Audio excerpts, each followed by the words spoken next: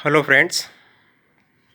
आज का जो थ्योरम है वो बहुत ही इम्पोर्टेंट है। देखिएगा क्या कह रहा है, बहुत आराम से देखिए, बहुत ही इम्पोर्टेंट है और बहुत ही आसानी से आपको समझ में आ जाएगा।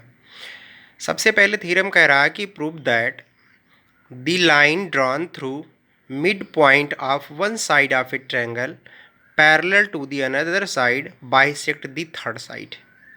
ये दिया हुआ है, ये क्लास 10th में जो NCERT है उसकी बुक्स में दिया हुआ है। इसको देखिएगा, मैं इसका सलूशन बताता हूँ। पहले क्या कह रहा है उसके लिए मैं एक पहले we have a draw a triangle ABC। क्या कह रहा देखिएगा, बहुत ही आसानी से समझिएगा। Prove that the line drawn through the mid point of one side of a triangle. किसी ट्रायंगल के किसी एक साइड के मिड पॉइंट से एक लाइन ड्रा किया जा रहा है जो किसी एक साइड के पैरेलल है। कह रहा है तीसरे को बाइसेक्ट करेगा। बात आप थोड़ा हो सकता कम समझे हों, लेकिन मैं इसको लिखता हूँ तो आपको ज़्यादा समझ में आएगा। सबसे पहले इसमें गिवन में दिया क्या है, गिवन में वो समझिए जो दिया है, उसके बाद जो करना है वो अपने आप समझ में आ जाएगा। कह रहा है कि we have a triangle ABC। ABC एक ट्रायंगल है। और क्या कह रहा है, D is mid point, D is mid point on AB।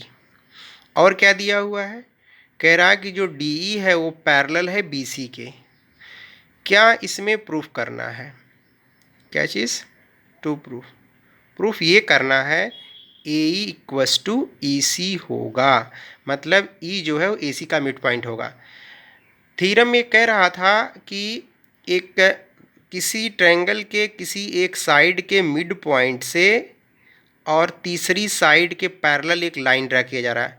मतलब ये मिड पॉइंट दिया है और इसको इसके पैरेलल ड्रा किया जा रहा है। तो कह रहा है कि जो ये नेक्स्ट वाला साइड जो बच रहा है AC बच रहा है, उसको भी क्या करेगा, वो डिवाइड करेगा दो इक्वल पार्ट में, मतलब बाइसेक्ट करेगा। बाइसेक्ट का मतलब टू इक्वल पार्ट। बात समझ गए। तो जो दिया था मैंने उसको लिख दिया कि DAB का मिड पॉइंट है, DBC के पैरेलल है। तो प्रूफ क्या करना है, E जो होगा AC का मिड पॉइंट होगा। देखिए सलूशन इसका बहुत ही आसान है, एक दो लाइन में आराम से इसका आंसर आ जाएगा। प्रूफ देखिएगा, प्रूफ में हम क्या लिखेंगे उसको आप समझिएगा। सबसे पहले ध्यान से समझिएगा, जो हमको दिया है हम वो लिखते हैं और जो चीज़ें पता है उसको लिखते हैं, बाकी चीज़ें ऑटोमेटिकली क्लियर हो जाएंगी।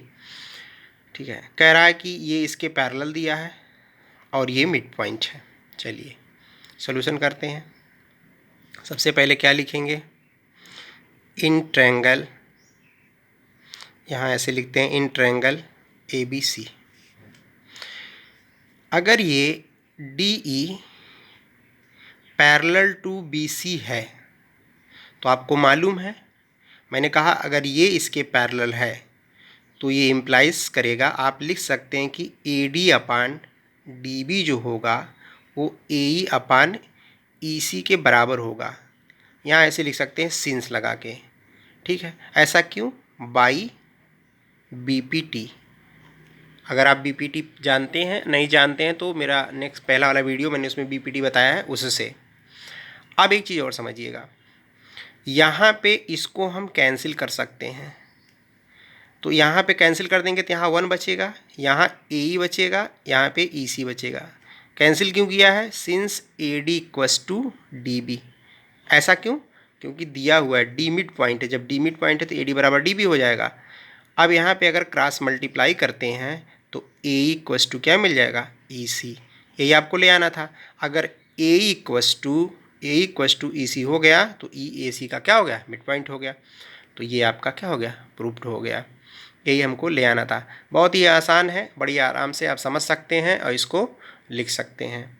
चलिए नेक्स्ट वीडियो में मैं दूसरा लेके फिर मिलूँगा। Thank you.